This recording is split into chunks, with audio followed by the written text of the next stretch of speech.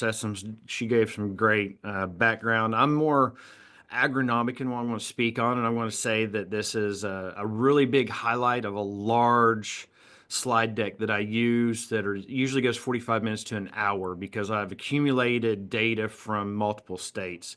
I also say I've been testing biologicals and agronomic systems since about 2009, and I've had a whole variety of outcomes. And so some of the thoughts that I share is an accumulation over time, not necessarily just the data that I'm going to share from a multi-state project, which is just going to be a little bit. One thing I really talk about, though, and probably where I'll spend most of my time, is that there's an issue with the biological product community right now in that we're not providing a lot of information. There's no regulation, there's no quality assurance, no QC, QA, and it's not likely to come soon because, there's a discussion. Is this EPA? Is this state? Is it USDA? Who should be in control of it? And then if there is somebody who's going to regulate, who's going to do the testing, who's going to do the assurance of it? Is it the state level like we do fertilizers? Is there going to be overarching labs? How do we test and do that? And so while we don't have regulations on QA, QC, which will come up later, one thing that I would really, and I'm really pushing companies are, is that we've got to look at these products more as a function or a mode of action. Because everything that you have has a mode of action or a function or a mechanism that it's trying to influence into the system. Dr. Sessoms did a really great job on identifying a few of these, and this is kind of how I break out mine when I'm trying to introduce this. And think of it this way. Think of it as a herbicide. You're not going to go out with a mode of action that has no relevance for the weeds you're going to control. You should be looking for a function that you want to do in your system, and then finding a product that has a mode of action that fits the function and has application for your system. I'm going to break down what I mean. One, these are my groups. So the N2 fixers, the rhizobia, those things that are bringing in atmospheric nitrogen and making it plant available. Very easy to describe what that mechanism is. The function of it, though, would have to be that you're only going to get a value from a nitrogen fixer if you under-fertilize. You're not going, by adding more nitrogen to the system, if you're already over-fertilizing, you have no value. So if you want to use a nitrogen-fixing bacteria, it's either as a safety net that you're hoping that if you do under-fertilize that it can compensate, or you go in mechanistically and say, you know what, I'm going to under-fertilize so this biome is creating nitrogen for me from the atmosphere that I can take advantage of. The other group that I play in is the symbiotics and symbiotes. A lot of those would, they can play into the N2 fixers if we talk about rhizobia, but I'm thinking more the AM scenario. And these are a really fascinating group. Dr. Sessoms, I don't want to go into much because she's talking about, you're increasing the root mass. You're doing a lot of things. And there's also a lot of back and forth of, is it first or secondary? By getting AM, by getting that fungal mass, the fungal mass itself can improve the water retention of the soil.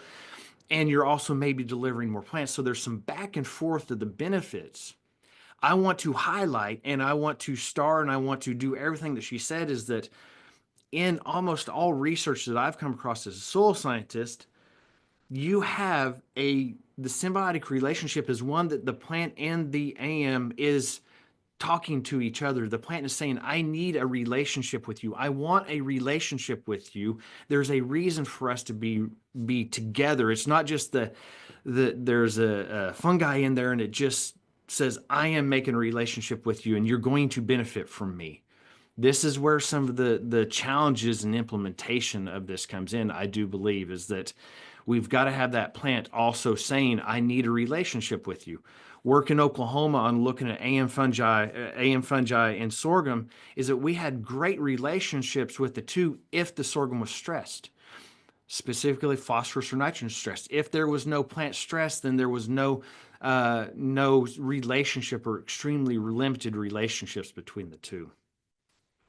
organic matter decomposers. Now, this is the one I think if you just do a Google search on what products are available, this is going to be the bigger hitter. This is going to be everything that says releases nutrients, right? And so there's a lot of things that we can place into our soils biologically that can help decompose organic matter or increase mineralization of organic matter. In that, we're talking about any product that says we increase nutrient availability, probably is an organic matter decomposer. In my condition, I'm looking at fields that may have 1 or 2% organic matter. I don't want more organic matter decomposition. My decomposition is at a rate that's probably faster than I actually want anyways. So I got to be cautious about, do I actually want to add a biome, add something to the biome that's going to increase organic matter decomposition, which I'm going to drop down here, which would be like a biological stimulant, like a glucose sucrose. That if I add a glucose or sucrose, I'm going to boost that microbial activity of the current biome. I'm going to spike it up for a day or two. It's really going to consume, it's really going to release. Then I typically see a crash after I add a glucose or sucrose, or even the humic acids and fulvic acids. That's what we're doing. We're feeding, we're really boosting that biome with the biological stimulants. The mineralizers and solubilizers, these are kind of grouped together for me, is that you're either breaking chemical bonds or trying to get into mineral bonds and release. There's some new phosphorus products, or it's not new. There's products out there that, to me, in my head, make sense chemically, is looking at phosphatase and things that can get in there and break weakly bound aluminum phosphates, calcium phosphates, those phosphates that may not be plant available, make them a little bit more plant available. Now, there's got to be some right scenarios for this, right? It's like, okay, so maybe I've historically applied manures or over applied phosphorus and I want to completely get away from that fertilizer. I'm going to go to that bank on those weakly and a little bit more strongly bound phosphates by breaking them up and making them plant available. Although I've talked to producers in the Pacific Northwest that are using these that kind of scare me because they're excited about using them on soils that have a soil test value of 1 and 2 by releasing more. And at that point, do you really want to push your system to release more phosphorus in a system that's probably already mineralized all the phosphorus it wants to, and you're forcing it to go into more mineralization? I think there's got to be a fit for that.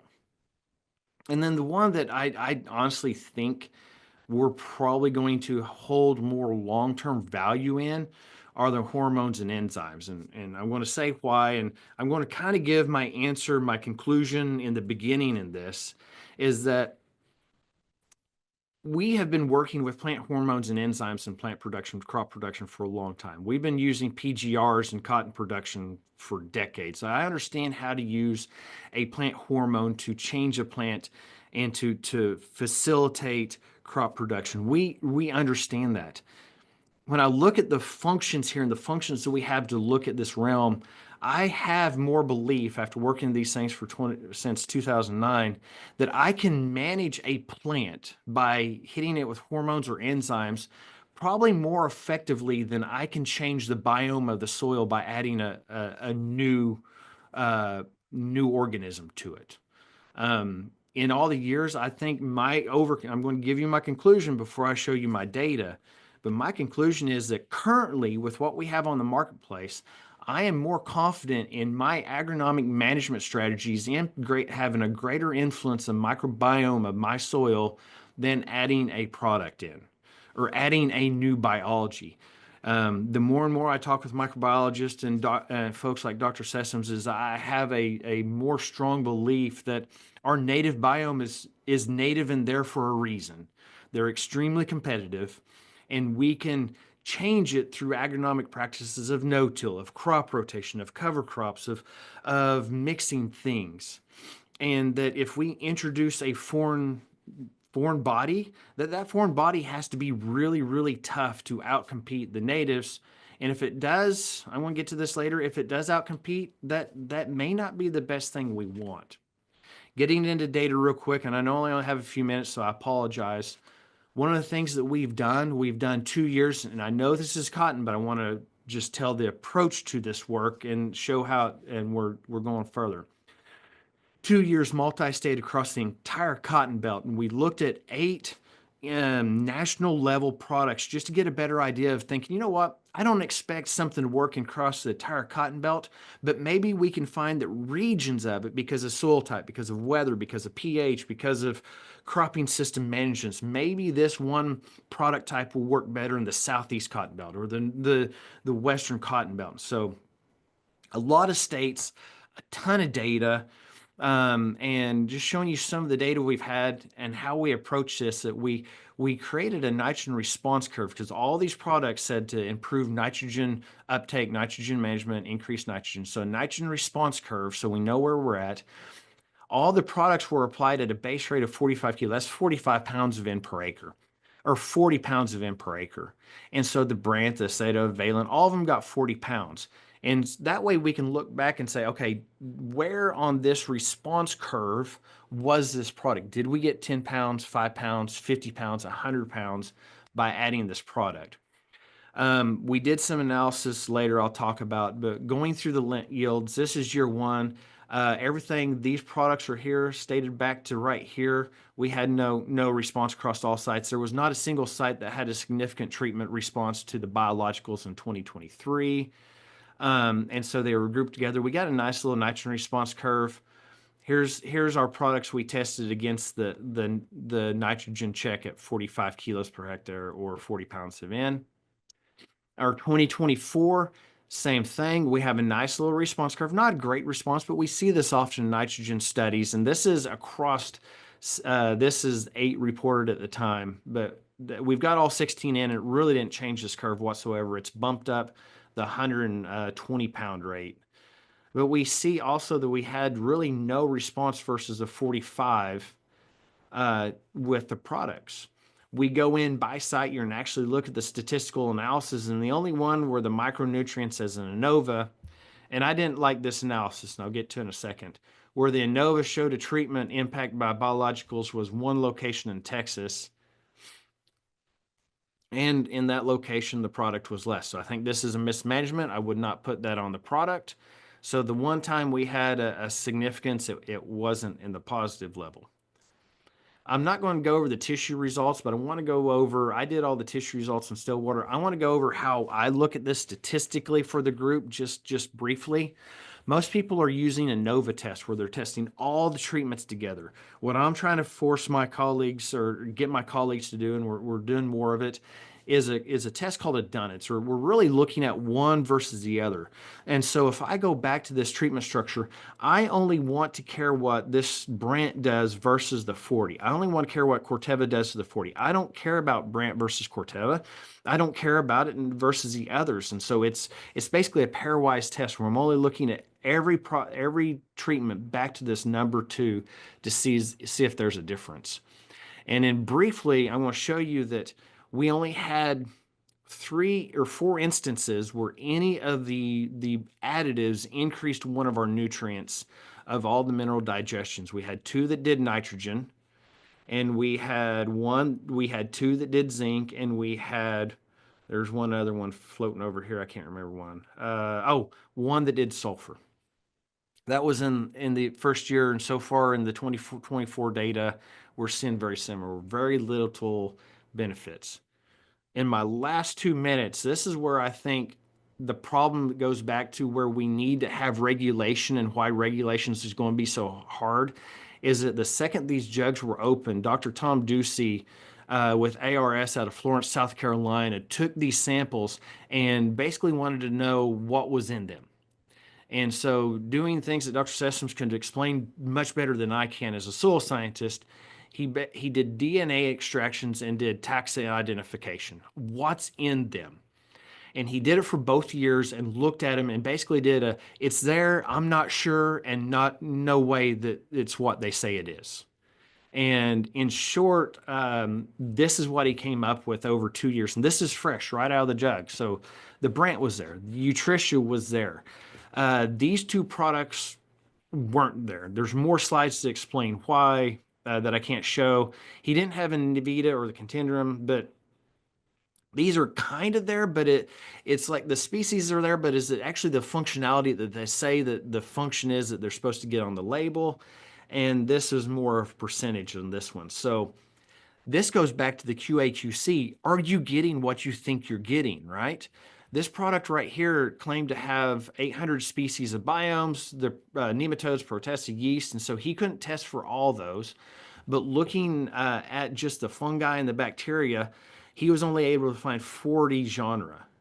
He also found in another product that wasn't in here, another product that was only supposed to have two species in it, had a whole host of other things, which Dr. Ducey come from the background of virologist.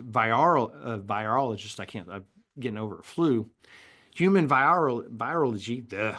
And he's finding in a lot of these jugs things that are not supposed to be in there.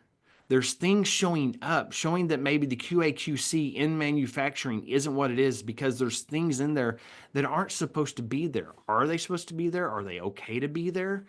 And he has concerns about immunocompromised individuals being around some of these products that don't have good QA/QC. Because if it's in the bat and somebody sneezes on it, what does that mean about downstream? He's greatly concerned about this, and really thinks that QA/QC in the manufacturing really needs to be up leveled and upscaled, or more hazards should be potentially put on some of these jugs to know that there could be things in there that can cross over and cause problems. Batch to batch consistency, he is seeing this problems. How are companies monitoring this? Are all microbes viable? He only did DNA, not living portion. And finally, in my last, I went over and I apologize. The last thing that we get back to a little bit of Dr. Sessom, can they colonize? Can they compete with native? In his concern, if they compete with native, are they kicking out a native species that has a function elsewhere? That's hit, just because they compete does not mean they might not outcompete an important species or important something that's in that biome that has a function elsewhere. What's going on in that biome as a whole when you introduce something? And he brought it up, and I've had others bring it up, is that I'm going to ask you this: what makes a good weed? I want all the farmers. What makes a good weed? It's something that is aggressive, reproduces rapidly, and grows rapidly. We're dealing with 3 weed species that were brought into the U.S. for soil and soil stabilization: Multiflora rose, kudzu, and Cerisa lespedeza. All these were brought in because they grew fast, they were able to stabilize the soil, and now they're invasive species. I had a biologist ask me when I first started working with this 10 years ago, are you soil scientists putting the next kudzu below ground? And I couldn't answer that question. And that's always resided with me as one of these things. I'm still testing this. I'm still putting them below ground. But she has always had that in the application of my mind. Application rates were one of his concerns. Looking for positive field results. We did not test after we put it in the soil because we did not have the money. That goes to no whole other level to see, did it actually increase in the soil, and was it in the soil after application? I think this was his impacts on human health, impacts on soil health and function. Moving through here,